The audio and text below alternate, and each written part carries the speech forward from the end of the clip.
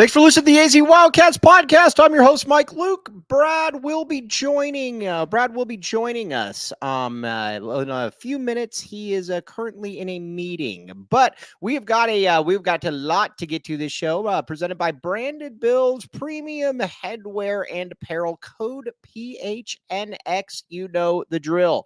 All right, this show we got a lot to get to though. We're going to talk about what issues are fixable for the University of Arizona. The Kean Burnett situation, which is somewhat strange to me, fans and a bunch of other stuff. We will, like I said, we will have Brad Allis here shortly, but why don't we talk about first the fixable issues, everybody?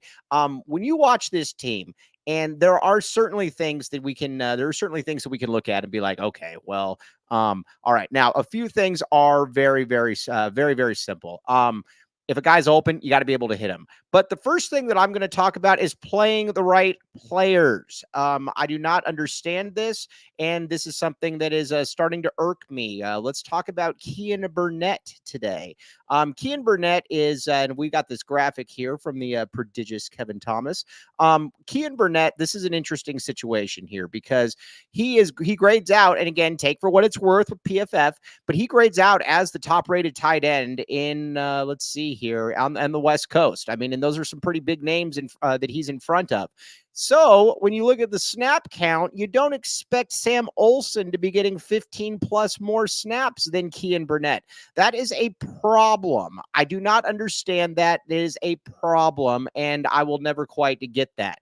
Now, what are the reasons for it? A lot of people are saying, well, maybe it's because it's the San Jose State connection. I guess maybe that's the case. That doesn't mean anything to me, though. When you watch Sam Olsen, when you watch Kean Burnett, you can tell that these are drastically different players. One guy will play in the NFL. One guy has NFL potential. The other will not play in the NFL. And that is with all due respect to Sam Olsen and everything that Sam Olsen can do. Kean Burnett is just different. You saw that against Utah. And one of the things that I think has been a massive source of frustration for so many fans, and this is for you out there, Joseph, is that there has never been that other wide receiver that has been able to develop.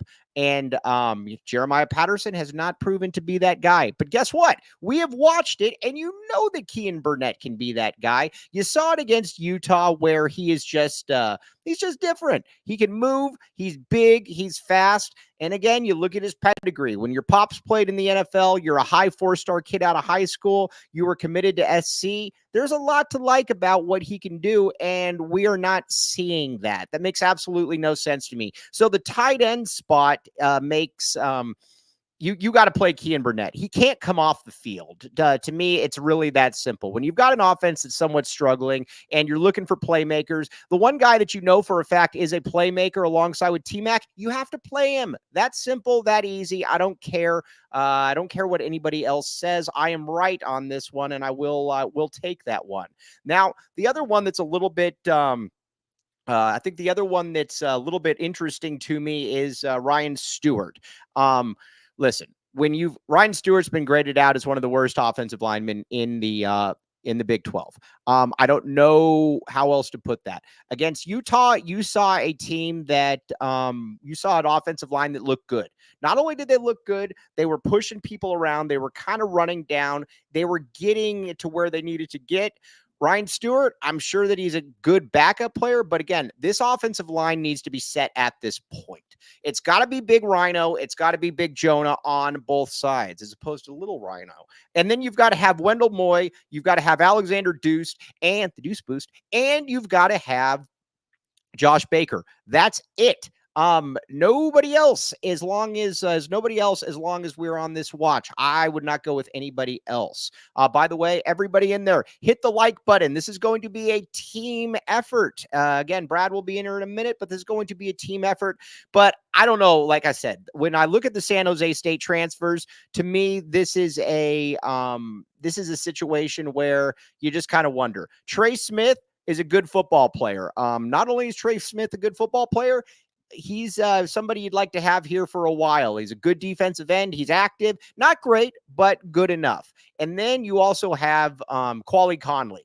both happy with both of those guys at that position or the position. And honestly, was talking about this a little bit yesterday. Okay, now let's see here. Ryan Neal says, no good teams rotate offensive linemen like you have five, play your five.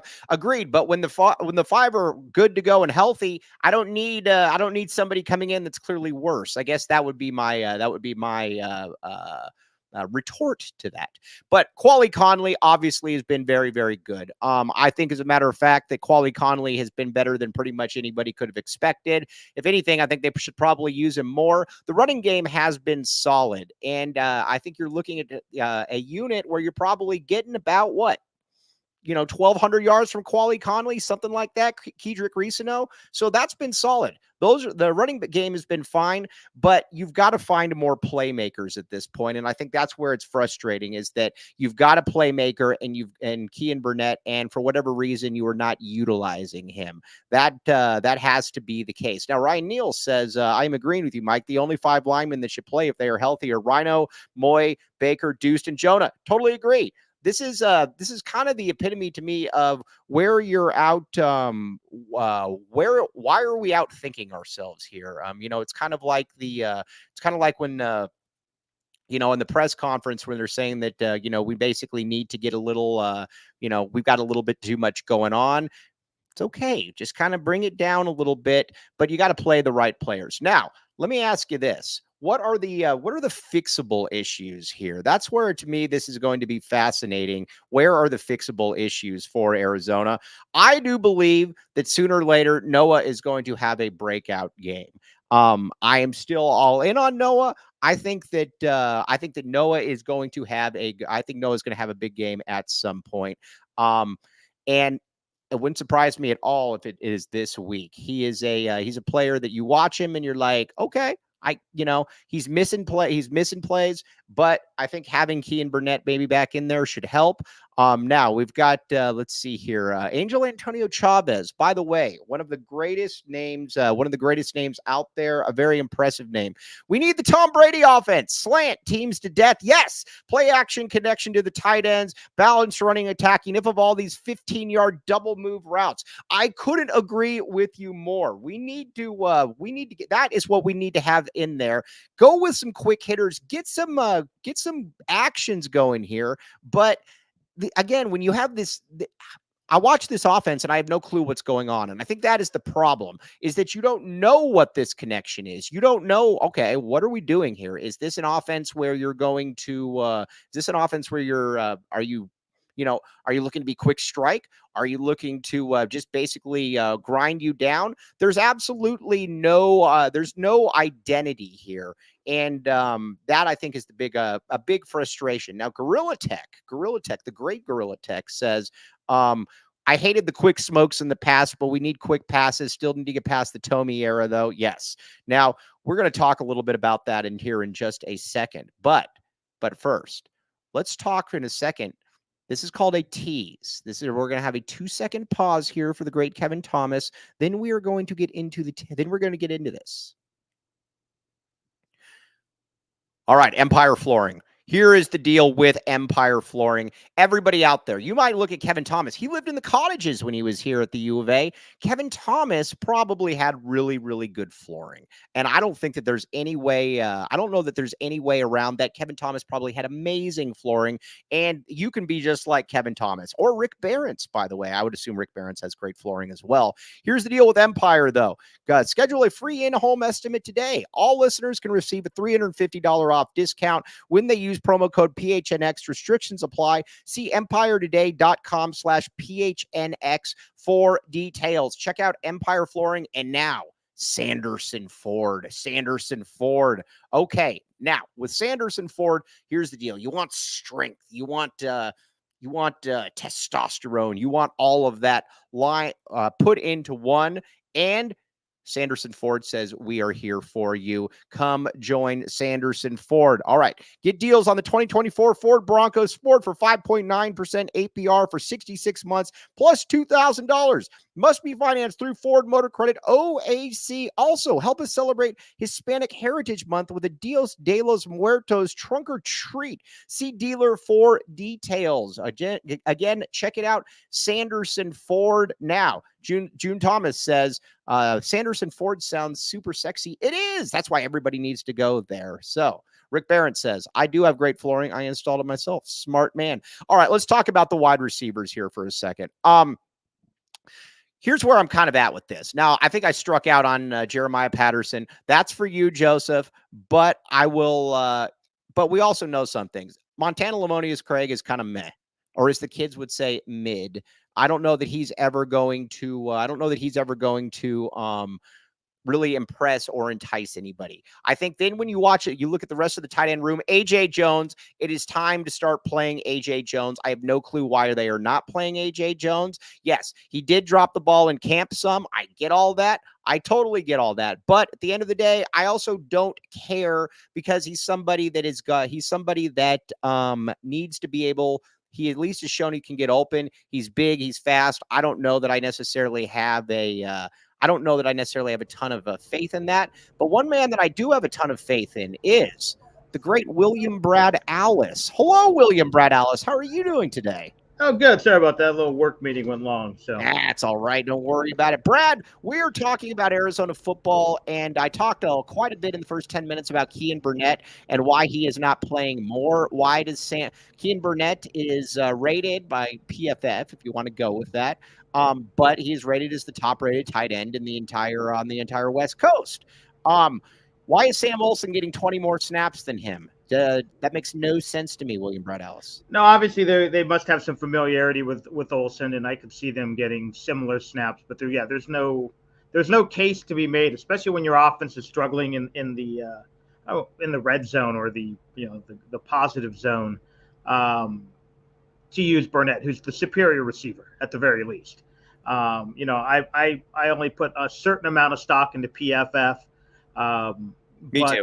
I know they do look in blocking and things like that. And Olsen's a little more physical of a kid, older guy.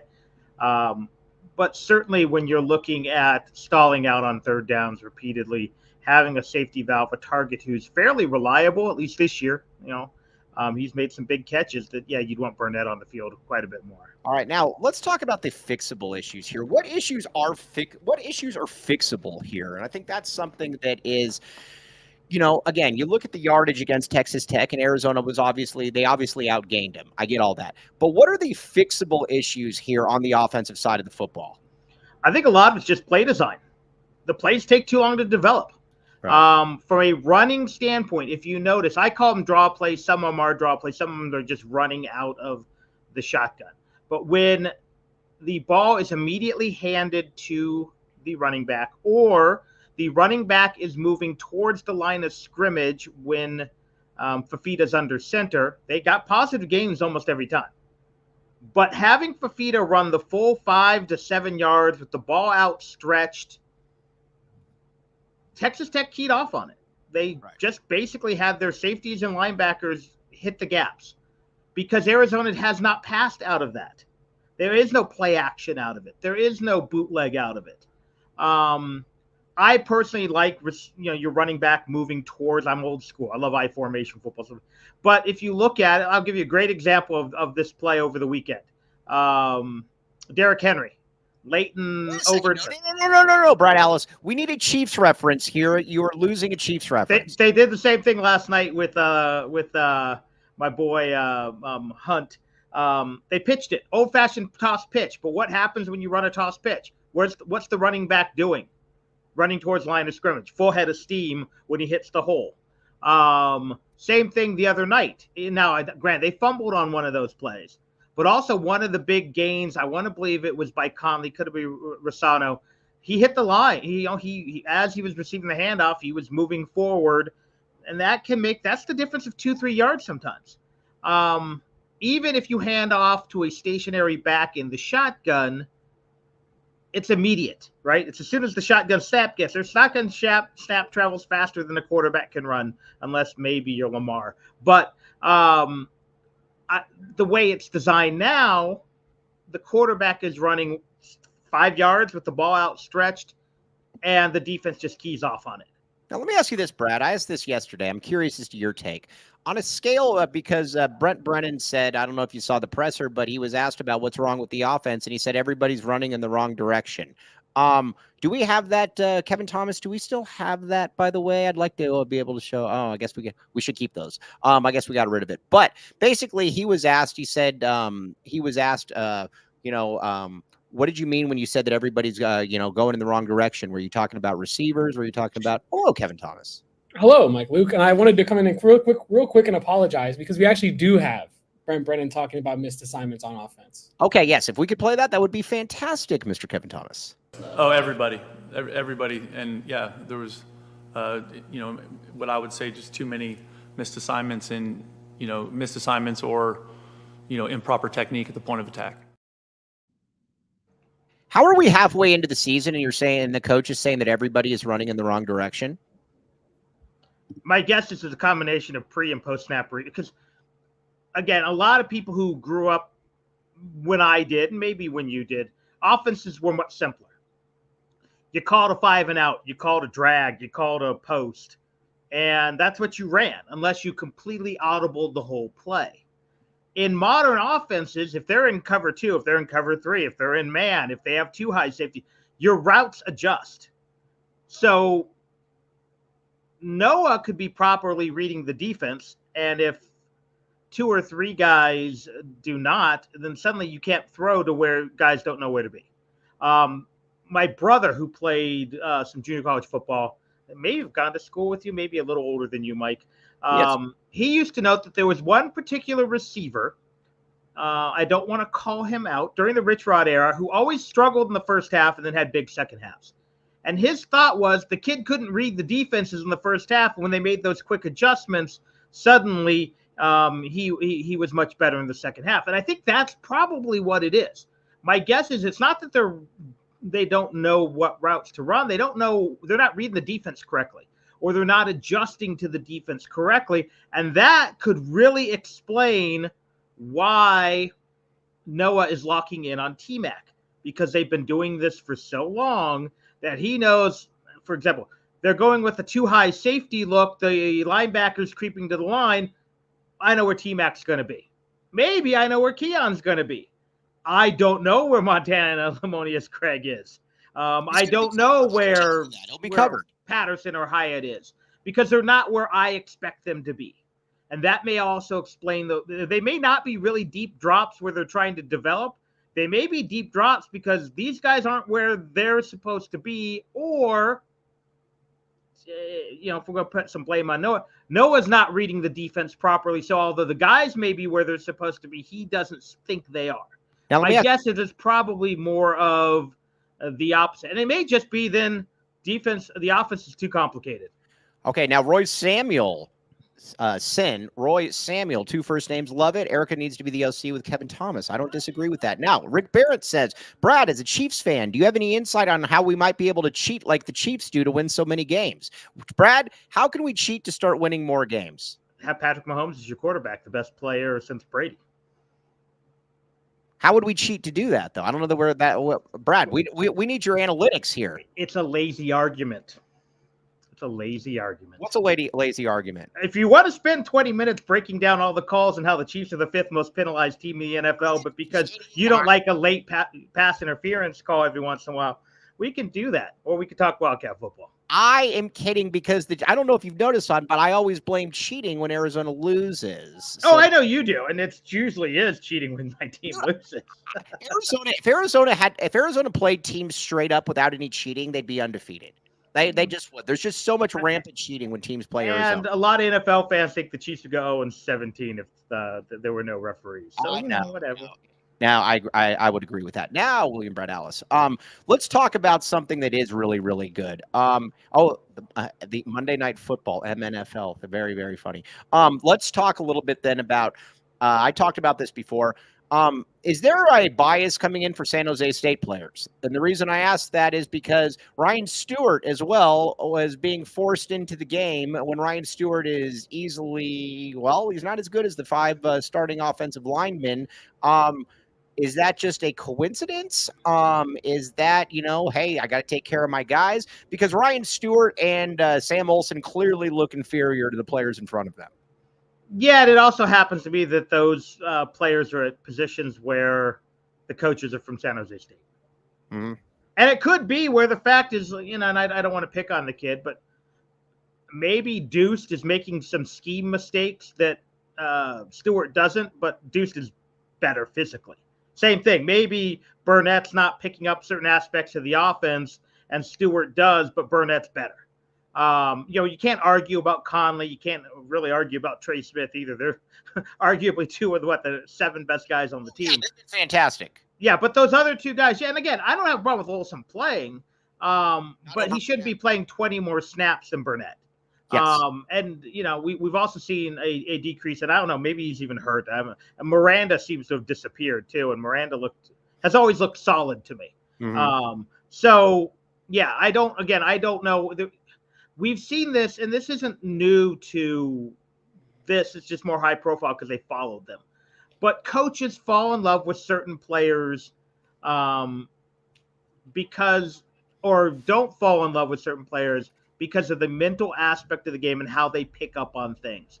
Great example, maybe the greatest example of all time is Brandon Dawkins versus Khalil Tate. There was none. Literally none. No, Khalil Tate was more talented physically.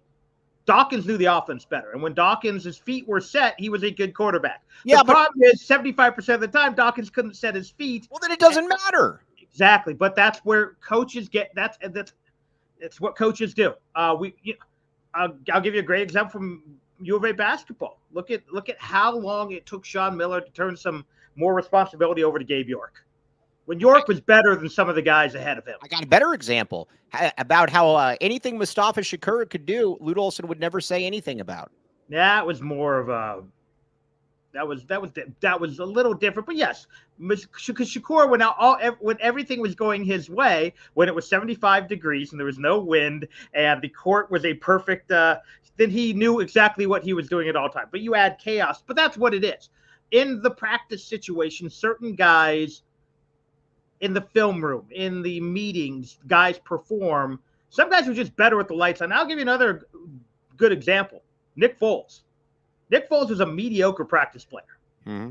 Now, he was really good in the meeting room. Matt Scott was a infinitely better practice player, and he was a much better plus Stoops hated mobile quarterbacks, so he wanted a mobile quarterback. But you turn the lights on. Same thing with Tate. You turn the lights on and Tate performed, at least when Rich Rod was there. Foles. And so that may be the case. Maybe Burnett's just not good in the film room. I don't care. We've seen him in games, though. I'm with you. And I wholly believe that some guys are just gamers, and sometimes you got to turn it over to them, especially when they've shown it to you. But that would be part of my guess is why some of these guys are not getting the playing time we think they deserve is their understanding. So to me, what you do, and again, this is a loop thing. Let's say Burnett's good at 5 things and not good at 5. Put him out there and run the 5 things. Boom. Also, remember, Lute would change his offense sometimes mid-year. Why? Oh, because this guy can do this and this guy can do that, and he can't do that. I don't need to go with 3 bigs like I used to in the late 80s. I got a question. Yeah. Roy Samuel, 2 first names. This is a great one. Hey, could we hire Rich Rod back? I mean, with the offense? I mean, I like Rich Rod a lot better than a lot of people do because I thought he did a good job. His problem was he believed that he could out-scheme anyone, so why do I need to recruit? And Correct. That's why you wind up with 240-pound.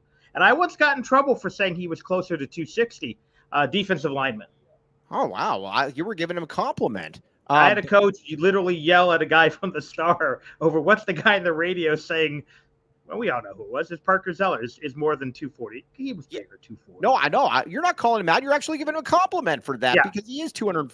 He was that. He wasn't big. Also, Rick Barron's with a very good line. Put Caleb Love in at wide receiver. He's very good at operating off of 1 foot. You're talking about that shot against Clemson. That was funny. Also, look at Kevin Thomas coming in here to defend his fellow St. Louis native, Caleb Love. Hello there, Kevin. Well, I was going to say we should see Love on the football team just so that we can know for sure that there was a St. Louisan that played Arizona football, because me and Mike, we were struggling to find a name. You know, Brad, this has got to be something we've got to try to figure out by it. There has got to have been a player from St. Louis that played here at the U of A that started. Now, we're not counting St. Louis High School in Honolulu, are we? No, we're not talking St. Louis High School in Honolulu. No.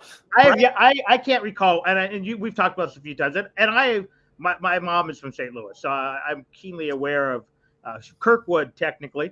Nice. But I can't recall one. Now, I didn't pour over media guys back in the 80s. I was a nerd, but I wasn't that big of a nerd.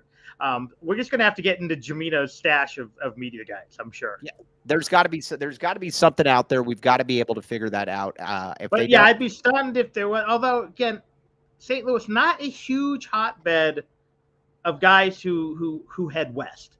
Because I can't recall a Kansas City football player either. Although with Arizona basketball, though, we've had quite a few St. Louis natives. Exactly. Right. And a few Kansas Cityans, too. Now, this is called the tease for the next segment. We will take a 2-second pause here. Circle K. Circle K, Brad. Talk to me. When was the last time you went to Circle K? We're on a bye week, so it's been like 3 days. All right. Listen, maybe you might see Brad and you're like, man, maybe that's why Brad was late. Maybe because he was at Circle K and the meeting at the same time, which would be very, very... Richard Dice is not from St. Louis. Is he? Dice is... I don't think so. California. What's he, NoCal? I thought he was in California. If he is, then Ron... Look that up. Somebody look that up, please. But in the meantime, just like Richard Dice, become an Inner Circle member. Join your member-exclusive beverage deal. Inner Circle members like you can get any size Polar Pop or Frost for just 79 cents. Join Inner Circle for free by downloading the Circle K app today. Terms and conditions apply at participating locations. Visit CircleK.com for details. It's Circle K. Also, chicken and pickle. Brad Allis, you strike me as being somebody that would be very, very good at pickleball. Have not yet made the jump to pickleball, but I want to. And I think Erica's already promised to be my second. That's true. So. This is true. All I have to do is let her carry the load. All I have to do is show up. Yeah, somebody else find this Richard Dice stuff out, though. I'm very curious about this, if this is true, because then I'm very excited. But either way, head to chickenandpickle.com to see all the fun you can have at their Glendale location. Chicken and a pickle, my friends. Chicken and pickle. Tommy? L.A. He's from L.A. Yeah, I knew he was from L.A. That was not... is it Alamani High School in the Valley? Yeah, that's what I thought. Yeah, okay. He was a 3-time All-Valley selection for football and basketball. Yeah, I thought LA Times, circa 1992.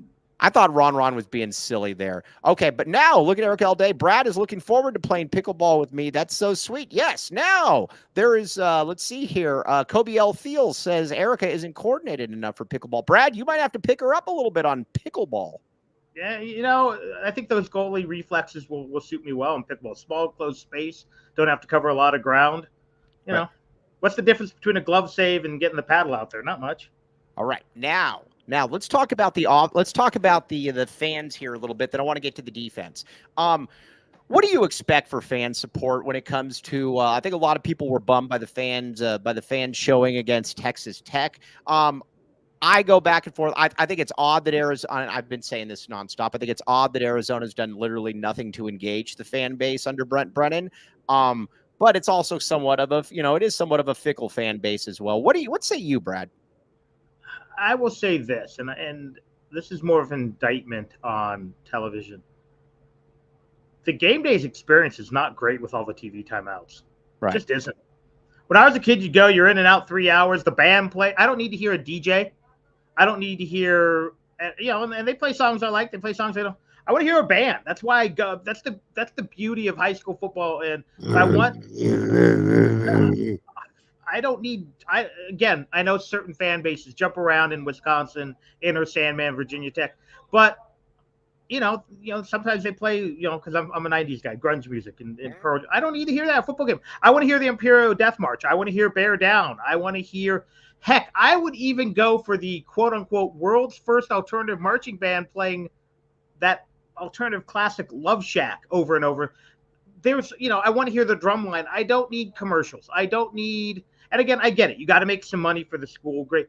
But it's brutal, especially sometimes you'll get kickoff return, commercial after score, kickoff return, commercial. Then you'll have a review commercial. Sometimes you can get 12 minutes of commercials for like 4 minutes of action. It's tough. So you're there at 8 o'clock, like the other night. If I've got my kids, they can't make it 4 hours, and they're teenagers now. I think TV needs to look at what they're doing to the game day experience. I think the U of A has tried to make it better, but at the end of the day, I went to my first high school football game in about 2 years. It was so much fun. Band playing in between songs.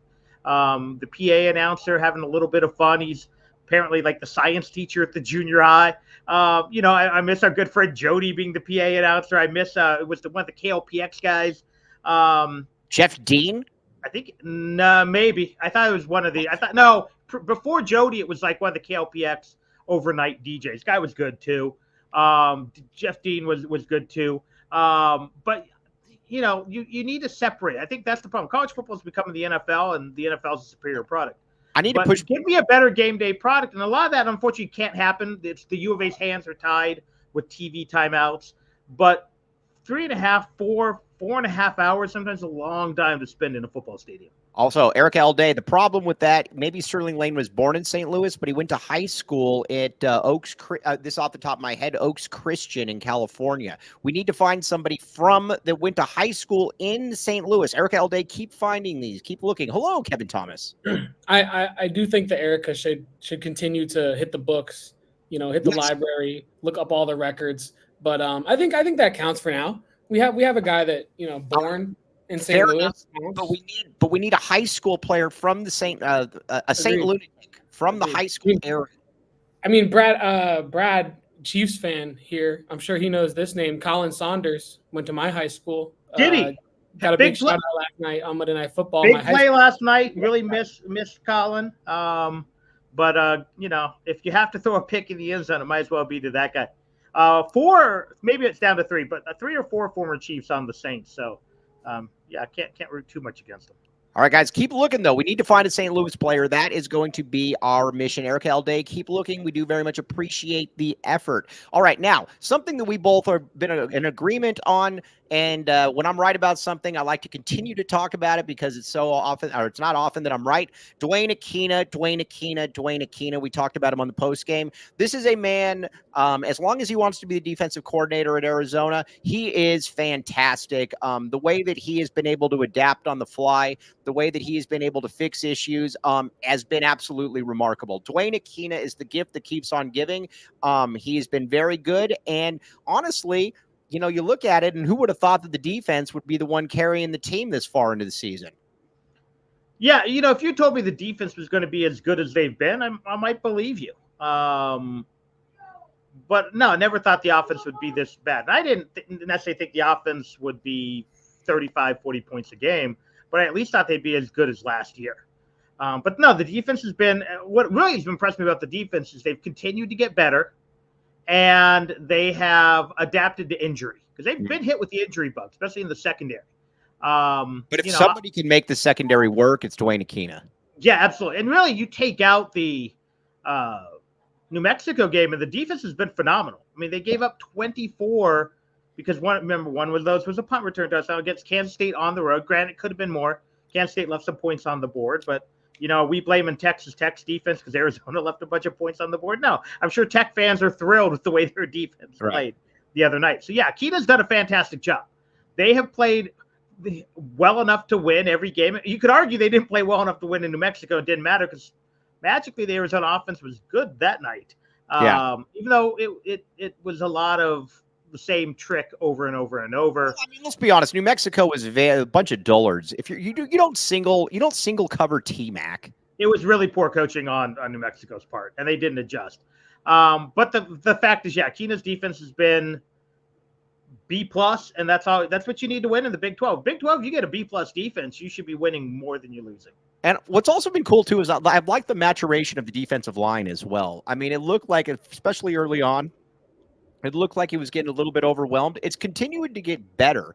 And I think, with Trey Smith, with getting Chase Kennedy in there, obviously from Utah, with Isaiah Johnson, with Stanley, it's all of a sudden it's become good. So that's where that's become good. Mark Arneson's from St. Louis.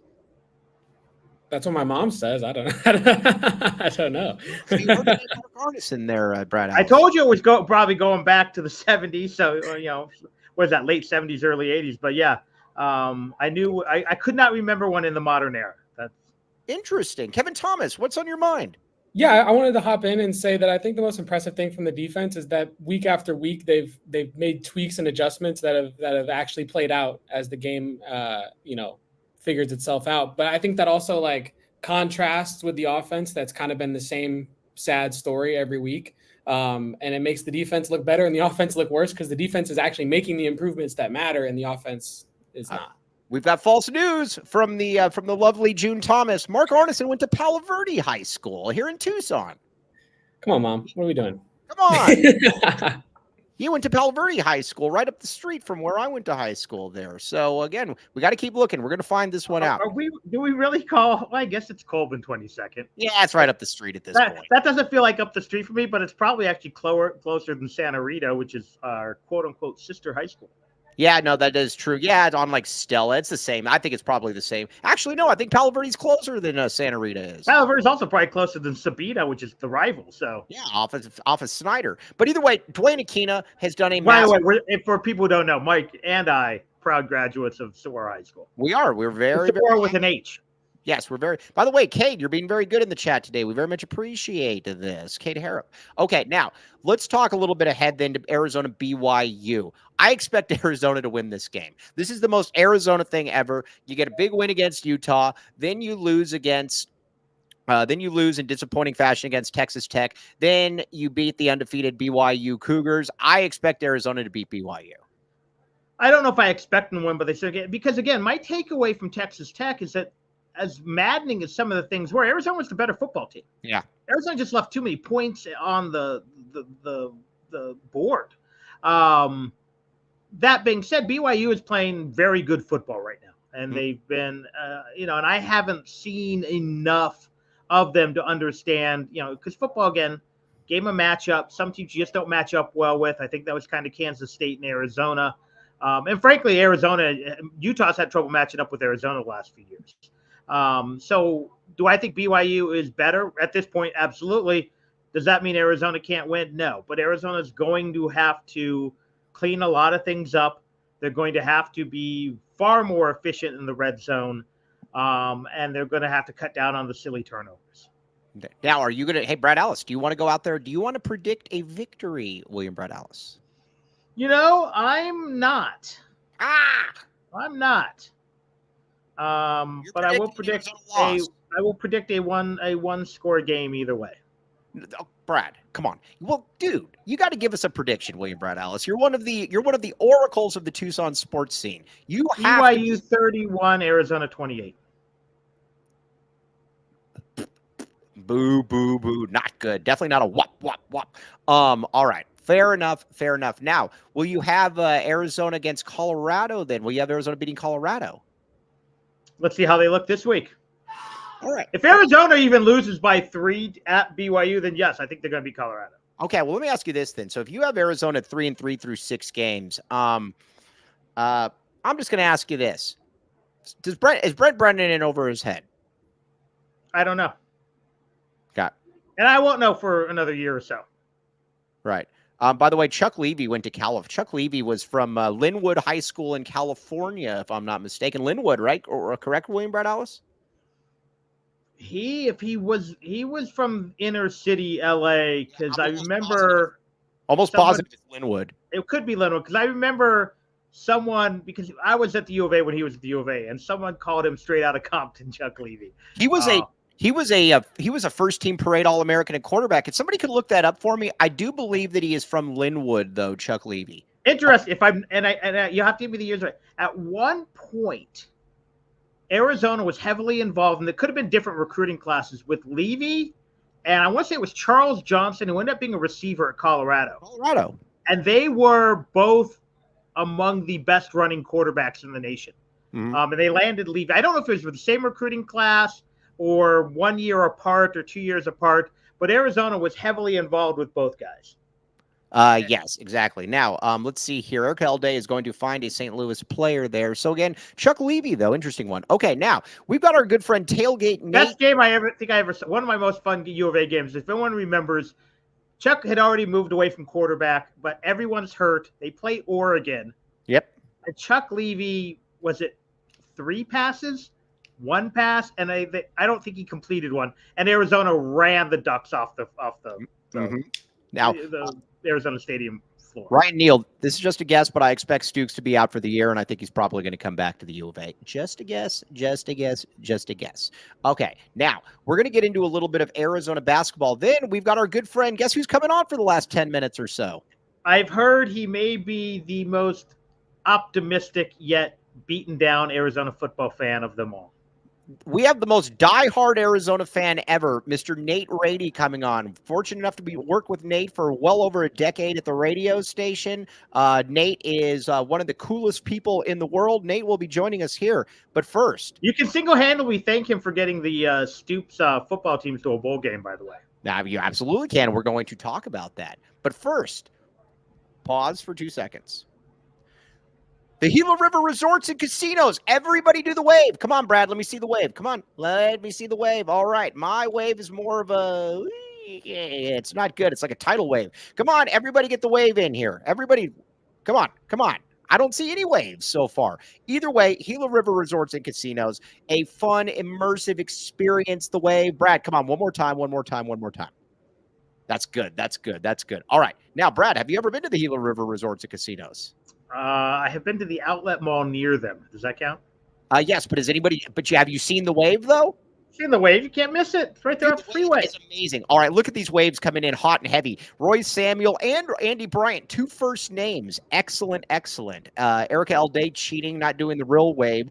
There is that. Now, either way, it's a fun, immersive experience, like I said. So, again, visit playGila.com for more details. Gila River Resorts and Casinos.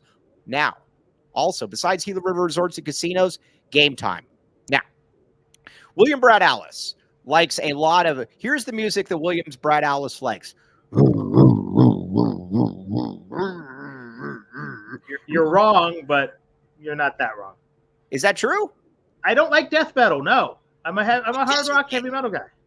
In fact, I have to decide tomorrow, and I may be using Game Time, am I going to go see Iron Maiden?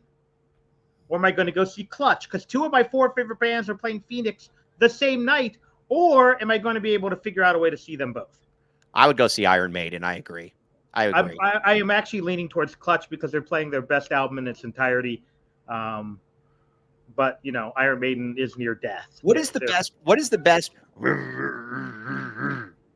that you would listen to that you like? I don't listen to death metal, Mike. But if you had something with harsh vocals, I would probably suggest Trotsky's Ice Pick. No, that was a punk band. They were awful. It's a great and they sang, by the way. But, right. Yeah, there was no. It was actually whiny, real bad. Their older stuff is much more. It's a band called Opeth. Now they sound a lot like King Crimson. They mix prog rock and death metal. All right. Well, either way, Brad Allis could get some of that with Game. And Pantera is a great band. T.R. Burns. T.R. Burns, yes. Take the twice. Buying tickets with Game Time. Download the Game Time app, create an account, and use code PHNX for $20 off your first purchase. Terms apply. Again, create an account and redeem code PHNX for $20 off. Download Game Time app today. What time is it? Game Time.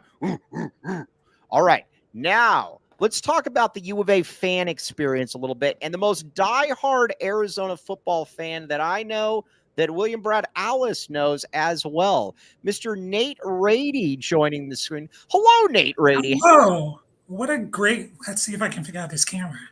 Oh, this is good. This is Oh. fantastic. What a great experience to be on with you two, the legends. Nate, The you're- legends. let's talk. Nate, you need to tell people a little bit about your commitment to Arizona football and even trying to find John Malkovich in Japan at one point. Yes, for sure. Well, I've been a diehard football fan for as long as I can remember. A season ticket holder since '98, which was a really good year to start. Yeah, that's a good football year. games. I am really old. I'm old too, dude. Remember, I've only missed a handful of games in that time, mostly to work at 1290. Maybe 5. I've done some road trips. I've been to UCLA. I've been to Stanford. I've been to New Mexico. I've been to ASU. I was at a couple of the bowl games, Las Vegas Bowl, when they were in the Fiesta Bowl a few years back. Yeah, the Las Vegas Bowl. Did I mention that? Yeah. Nate, can we get a back the A? People are already asking for a back the A. Well, I back the A. I back the A all the way. Yes. Backing the A is the only way to be. Now, Nate's nickname is Tailgate with an A. Nate Ratey. This is true, Nate Ratey. Yes, the block A on the tailgate. Yes. No. Yes. Yeah. Those were the days. Now, let me ask you this, Nate. The game day experience. Did you, because again, you've been from 98 on, was the game day experience better back in the late 90s, or do you think it's worse? Nate and I are like the same age, so I'm like talking to Nate like he's like. I feel like the game day experience was best in that middle chunk of the Stoops years. Why was that? Why is that? I think that was only I remember having the biggest crowds. The fans are really into it at that point.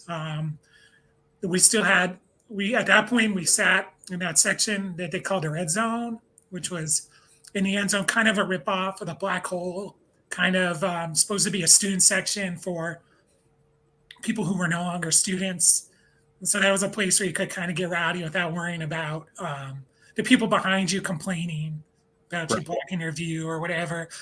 And it felt different. There were a lot of 4:00 games there during that era, I remember, and that feels like the perfect time in Tucson for football. And not all of them were on TV, so you didn't have the 8 minutes of commercials. Yeah, holy cow. All right, Nate, let me ask you this then. What would you do, Nate Ratey, right now? What would you do to be able to teacher Nate Ratey, the great Nate Ratey? What would you do to make the game day experience better for the fans? Before the game, during the game, everything. Nate Ratey and William Brad Allis, I want to hear the two OGs of the fan scene. What would you guys both do? Ooh, that's a good question. I mean, the one that jumps out just from last week right off the top of my mind is no more games after 7:30, please. As an old man now, staying up late. And I feel like that's affecting the attendance as well. And the sound system, I would improve that. Where I sit, I can't understand anything that's going over the loudspeaker. Let's talk about the sound system. I agree with that. Brad, I think Nate just hit on something. The sound system is it's repulsive at this point. It has to be better. I don't know why it can't be better. No, you would think. I will tell you this. I have sat basically where the Wildcat Club seats are underneath the overhang. And when I was sitting there last year, was it last year? No, 2 years ago with my dad. And my dad is hard of hearing, wears hearing aids.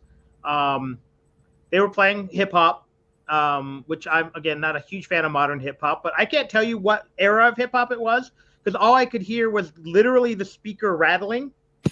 My dad had to turn his hearing aids off, and I almost left the game because it hurt my ears so bad.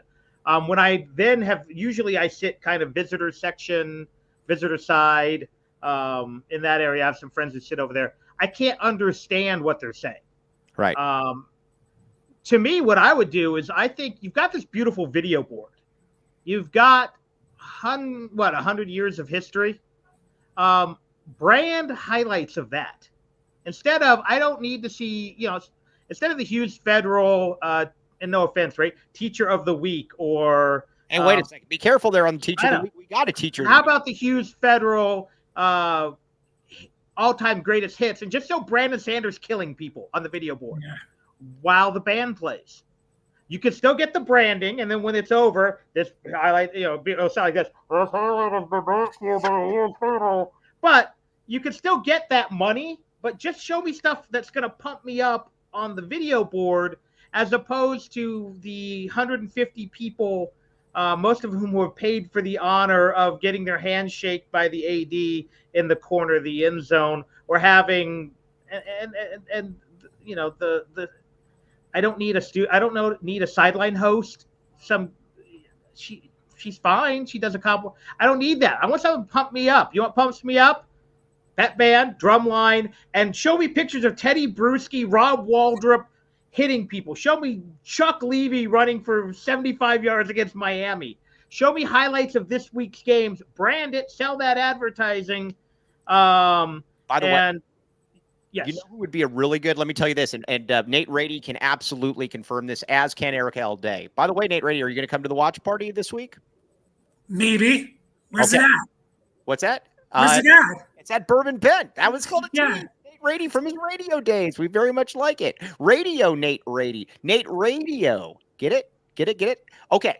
But Brad, I can confirm this. When I was at we were at Bourbon Bent watching the game. You should come, by the way. I was every time there was a big play, what, and the place went crazy. And then Nate Ratey says, "Stop doing that, because that's what all of my students say all the time." This is true, Nate. This is true. It's true. So Mike, Luke confirmed that we all suspected. He's like an 11-year-old boy. What my baseball team did over the summer when that song was still a bigger hit. Did they just start singing what? That, or Not Like Us, or A Minor. Oh, it's very, very good. But Nate, did you think and that now my son's looking at me like I'm crazy? Did you think that I would be could I be a good PA person? I think I could. Sure. Why not? Yeah. You know what's the other thing? The gimmicks they do, they wait. I feel like they don't pay attention to how long their breaks are. And then they start it, like they do this karaoke gimmick that they start when there's like 30 seconds left in the commercial break after they do all this other stuff they got to do. And so what was the point? What fun is singing 30 seconds of Don't Stop Believing? Either do it or don't do it. Also, I like Roy Samuels. Again, 2 first names. On this show, Nate, we have so many people with 2 first names. Even the people that have, Brad Allis. Allis is it crosses male, female. Brad is all gender on his name at that point.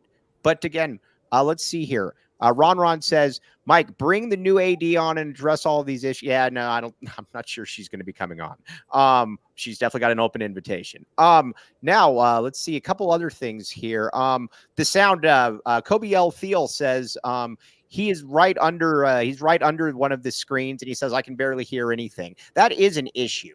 That is, I don't know how that's not correctable. I don't know, but how much are new speakers? I don't know. I got to be less than 10 grand, right? I don't know. I don't know. I have no idea. Maybe it's $1 million to revamp the sound. I don't know, but no, you can't hear. It's either too quiet, too muffled, or like I said, underneath the. And if you go underneath there, they look like megaphone bullhorns. They don't look like modern speakers, and they rattle, especially anything with any amount of bass. And again, I'm not going to be the old guy. You shouldn't play hip hop. No, kids like hip hop, and kids go to the game. That's fine, but it shouldn't sound like this. If I wanted that, there's guitar for that. Hey, real quick, how does it sound again? Nate, can you make that sounds like Nate laughing is what it sounds like. Is that any good? That's pretty good. It sounds like it. That's fantastic. Now Kobe L. Field says again, I sit under the little screen on the Sands Club. Oh, what a humble brag on the Sands Club. And it's impossible to understand anything being said, rather too quiet or so loud it blows your ears out. Okay.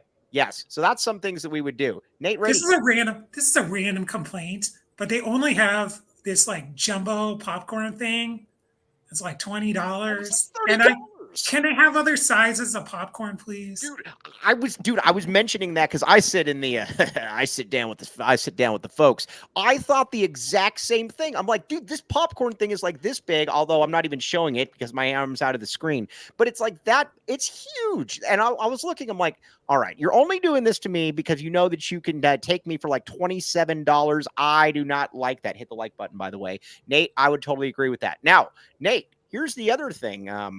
William Brad Allis is not backing the A. He is not picking Arizona to win against BYU. Slap him into orbit there, Nate Ratey. You put me in a spot here. I mean, it's going to be hard. It's going to be hard to pick them against BYU. But I said the same thing against Utah. Going into that Utah game, I said if they lose by less than 10, I'm happy. And I kind of feel like we're in that same territory of BYU, for all the same reasons. I did have one of my students called that Utah game though, so I'm sure he'd be supporting them against BYU too. So maybe I should follow Z because Nate, come on, bring it. Come on, Nate, back the A. All right, I'm gonna go out on a limb and say Arizona's gonna beat BYU. This is the way it's gonna be all year. They're gonna win, and then they'll lose a game they shouldn't lose, and then they'll win a game they shouldn't win. Although they should win almost all the rest, but we'll set that on the side. All right, Nate. So we're talking win. We're talking now, Nate. Let me ask you this: are we going to win out? Arizona before the season, a lot of people thought Arizona would be 3-2 at this point. Does Arizona have them right where they want them? And they're like, all right, from here on out, we're going to open up the playbook. We are going to show an offense that nobody else has seen before. What do you guys say? What, maybe chestnut checkers? Maybe the Gila River wave in the background? I mean, they're certainly better than I think everyone they play except for BYU. And I don't know who's the real Colorado. I mean, we all fell for that last year. And so who knows if Colorado comes back to earth. But after that, it's a whole lot of nothing. So there is a possibility they win out, but I wouldn't bet $5 on it, more or less a significant amount. Well, that's like 10% of your take home, isn't it? Right. No, I don't. I understand that one. I am going to pick Arizona, though. I feel that this is 1,000% a game that Arizona is going to win. By the way, Brad Allis, will you be on the post-game show with us?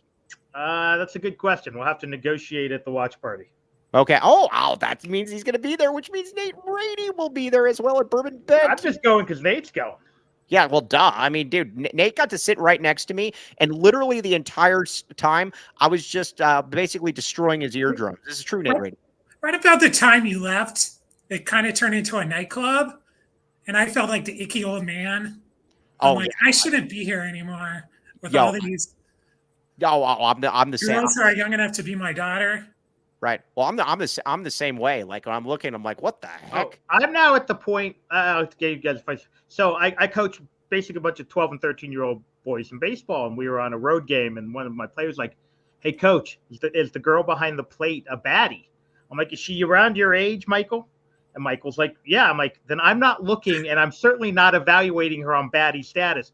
But you tell me if her Nana comes around because we're probably closer in age." He's like, "Coach, you're not grandparent age." I'm like, "Michael, how old's your grandma?" He's like, 56.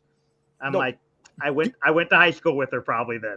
I've got a story. So I graduated in 2004. I have 4 people that I know that are grandparents that I graduated with that are grandparents in 2004. In 2004? Yeah, 2004 grandparents. Isn't that wild? Like I'm 91 and I only have a few grandparents that I know of in my class. I felt at that point I started needing like a walker and like a kind of a geriatric setup and stuff. But no, I'm now at the point where if there is an attractive young lady, I automatically go, how much older is she than my son? So maybe hook him up. Oh, the very large Tyler Allis, again, a future offensive lineman at the U. Officially measured in at 5'9" today at the doctor. 5'9", 179. I'm telling you, man. I'm telling girthy. How about that, girthy? He's not. He's lean now. Right. Mike knows some people that mess. Yeah, no, I do know some people that messed up. Yes, and then their kids messed up. They followed in their lead, like father, like son. Get it? That's good. Okay.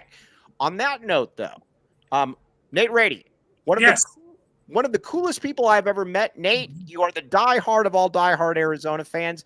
We need to pick your brain on one other thing. You went trying to find John Malkovich one time. This is true. I had this brilliant idea to make a 30 for 30. Finding my search to find John Malkovich. Wasn't he a piece with him about what happened and how it felt at the time like he destroyed the program. And I was going to call it Finding John Malkovich. Finding John Malkovich. See what I did there? Yeah, no, that's very, very good. And it was going to be. I couldn't. Shu and I got in trouble for that, right? No, what? When they hired John Malkovich, the cover of the Cat Tracks was a reference to the movie with his face on like Wilbur's head and Wilma's head and Lute Olson's head, and Malkovich was not pleased.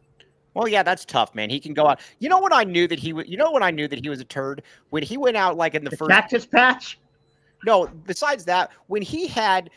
It was like 112 degrees out, and he's coming out in a full-on suit. And I'm like, come on, dude. At that point, I was like, I don't like that. Clay Hart, good job getting that guy out of there. Clay Hart, very much appreciate that, amongst many other people. Boo. Go. Clay Hart do we consider poker a sport?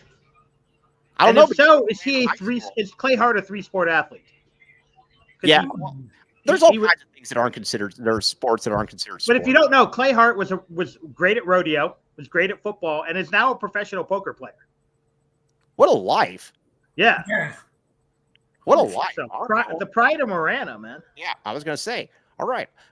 Listen, here's also what we got. We got the pride of Sabino, Nate Ratey, the pride of Saguaro, William Brad Allis, the pride of St. Louis, Missouri, behind the scenes, the great Kevin Thomas. Oh, John says Rick Stevenson, DB, was from St. Louis, drafted by the Browns in 1968. Can you get the high school for us there, John? That would be very, very much appreciated. And we will talk about that tomorrow. All right. Brad, are you going to be putting your podcasts out anytime soon? Come on. I don't know. It's getting crazier and crazier. Kids are on fall break, which is always hard. If you could hear that noise in the background, that was my son repeatedly going in the kitchen to get stuff out of the air fryer. So, yeah, wop wop wop. All right, now can I get one of those from you, Nate? Ready? Wop wop wop wop wop. I will not be doing that except for you. Wop wop wop wop wop. Wop wop wop wop wop. Oh, look at this! Look at this! Boom boom boom! Not like us. Wop wop wop wop wop. Okay. On that note, though, we will be back with you tomorrow at the normal time for Tailgate Nate Ratey. Very much appreciate you hopping in there, Mr. Nate Ratey. We'll have to tell the story the next time Nate comes on of how he removed the curse from Arizona football, which is bad, though. It lasted about a month.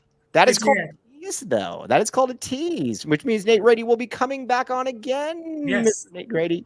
But all right, as always, though, Nate is the salt of the earth type person, though. He's the type of teacher that every kid is probably hanging out with during lunch because he's awesome. Nate is literally as pure-hearted a person as has walked the face of the earth. Nate Ratey is the man. Nate, we very much appreciate you. Yeah, thank you.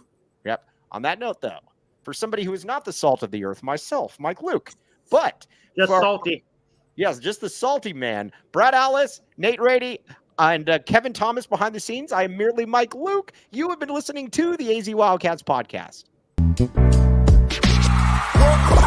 We all silly like the mayor.